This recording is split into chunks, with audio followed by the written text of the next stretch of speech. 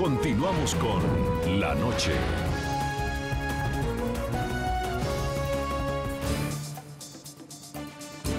Integramos a esta hora en nuestros estudios de NTN 24 Pablo Emilio Moncayo, suboficial retirado del Ejército.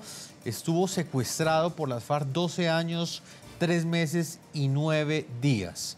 Es víctima de alias Jairo Martínez porque ese cabecilla de las FARC que fue ultimado el pasado jueves por las Fuerzas Armadas de Colombia, hacía parte de esa estructura armada que lo mantuvo privado de la libertad durante varios años. Pablo Emilio, bienvenido al programa La Noche de NTN 24. Jefferson, muy buenas noches. Un cordial saludo, igualmente a Salud. Pablo Emilio, para usted en su condición de víctima, ¿qué significado tiene este hecho como tal? La muerte del que fue uno de sus victimarios y que le robó más de una década de vida en lo profundo de la selva. Bueno, sinceramente no me produce ninguna alegría. Considero que Colombia es un país lo suficientemente hermoso y grande como para que todos tengamos cabida. Es lamentable tanto la muerte de militares como la muerte de los guerrilleros, y más en medio de un proceso de paz. Pablo Emilio, ¿qué contacto tuvo usted con alias Jairo Martínez? Si bien es cierto, él no fue su carcelero, quienes lo privaron de la libertad a usted y quienes lo custodiaban en la selva o respondían a órdenes de él, ¿en qué momento usted tuvo contacto con él? Bueno, yo lo llegué a ver en 2 ocasiones. La primera ocasión, cerca del año 2002, él llegó al campamento donde estábamos y precisamente llevó unos servicios médicos para atender algunas dolencias que teníamos, odontólogos, médicos, medicina. Y la segunda ocasión, ya cuando se presenta la liberación, aproximadamente el 28 o el 29 de marzo del 2010.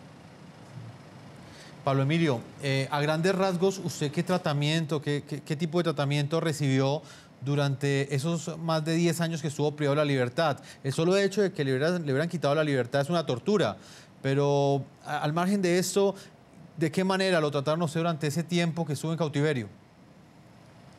Bueno, los guerrilleros prácticamente no hablan con uno. Uno está aislado.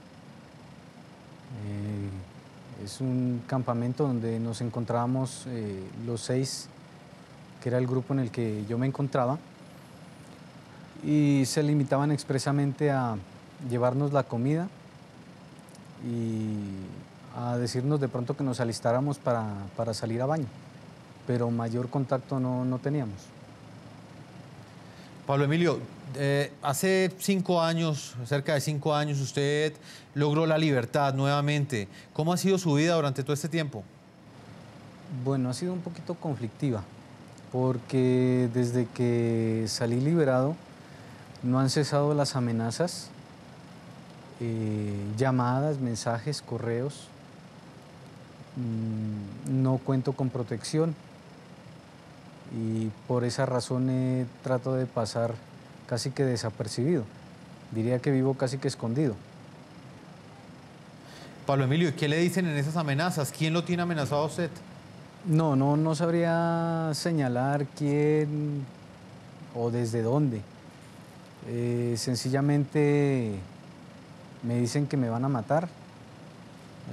Me han acusado de sacar, entre comillas, supuestamente información valiosa y que la he entregado a grupos al margen de la ley o a otros países.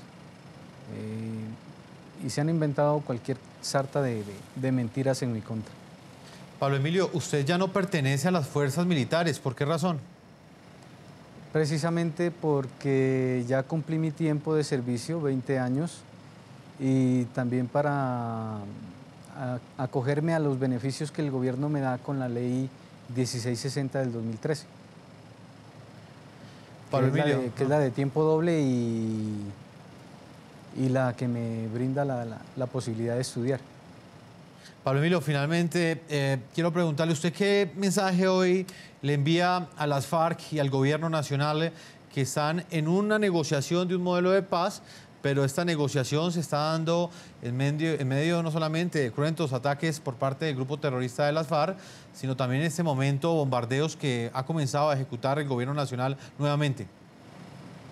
Lo importante es buscar el beneficio de todos los colombianos, de que la gente pueda vivir en paz, de que la gente pueda trabajar en paz en cualquier lugar del territorio donde se encuentre. Abandonar este esfuerzo por alcanzar la paz, abandonar este esfuerzo por dejar tanto derramamiento de sangre, sería tal vez condenar a nuestro país a vivir en retroceso año tras año, a no conseguir el progreso ni el bienestar de todos los colombianos. Entonces, hacerles un llamado, una invitación a que dejen las diferencias y con cabeza fría empiecen a concretar y a demostrar en realidad que sí quieren la paz. Pues Pablo Emilio Moncayo, yo le agradezco que nos haya acompañado, usted como suboficial del Ejército y como víctima también del grupo terrorista de las FARC, específicamente de alias Jairo Martínez, lo quisimos invitar hoy a nuestro espacio periodístico. Gracias, Jefferson, muy amable. Salud Hernández, columnista y periodista del diario El Mundo de España. Las FARC piden restablecer la confianza en este momento que enfrenta ese modelo de paz de negociación. ¿Quién garantiza la confianza dentro de este proceso, teniendo en cuenta los últimos hechos? Una cosita antes de contestarte. Me parece terrible que después de que Moncayo padeciera 12 años de secuestro, todavía tenga que sufrir amenazas y todavía no pueda tener una vida en paz. Yo creo que es obligación del gobierno colombiano garantizarle a una persona que fue víctima durante 12 años de un secuestro, de garantizarle una vida tranquila. Y si eso supone, y si él quiere, que no lo sé, salir del país o al menos no sé, prestarle seguridad, lo que sea, porque es que no hay derecho. No puede ser posible que tú estés 12 años en semejante tortura y salgas para otra tortura. Me parece increíble. En cuanto al otro, ¿quién puede garantizar? Es que es muy difícil porque aquí estamos en una encrucijada que se han buscado además ellos, porque recuerden que una de las condiciones que pusieron las dos partes para negociar en La Habana es que lo que ocurriera en el país no afectaba a la mesa de negociación. Cuando las FARC empezaron a hablar de treguas, de ceses al fuego bilateral, unilateral, ahí empezaron a tener influencia todo lo que ocurría en el país. Y entonces eso, pues, siempre va a estar la mesa sometida al proceso. Pero yo lo que pues a los vaivenes que produzcan los hechos terroristas o las acciones de las fuerzas militares. Para mí lo grave de esto es que las FARC son los que tienen que dar un paso. Es decir, el presidente Santos les ha dado muchísimas cesiones. Son las FARC. ¿Y por qué llevamos 10 o 11 meses enredados en el tema de las víctimas? Porque las FARC se niegan a aceptar que son una organización criminal. Porque aunque les den la impunidad que supondría unas penas alternativas, como por ejemplo estar en una granja cuidando gallinas, incluso para acceder a ese beneficio tendrían que reconocer que ellos cometieron crímenes y no lo reconocen. Entonces yo creo que ese es como ahora mismo el obstáculo principal para avanzar en las conversaciones. Mientras ellos no consigan, yo lo veo esto como un impasse y desde luego este año, que fue el objetivo del presidente Santos, que se iba a firmar antes de las elecciones de octubre, las elecciones locales, este año no se firma. Yo dudo incluso que se firme el año que viene. Señor Velasco, ¿cuál es su opinión? Las FARC piden restablecer la confianza en el proceso de paz, pero llama la atención que ellos hacen estas declaraciones cuando fue precisamente esta organización criminal la que rompió esa confianza. Recordemos que las FARC se había comprometido a una tregua aparentemente unilateral que rompieron ese día que asesinaron a estos 11 militares. La guerra no comenzó hace 2 meses, hace un mes. Esta guerra comenzó hace más de 50 años. Y en una guerra, en un conflicto interno como el que ha vivido Colombia, la confianza y la verdad se pierden. Y se pierden porque es que imagínese, la guerra es tan pavorosa que uno le niega la posibilidad de vivir al enemigo. Y esa es parte central de de la guerra. De alguna manera, el proceso de paz venía ganando algo de confianza, que no es fácil. ¿Y algo de confianza entre quién?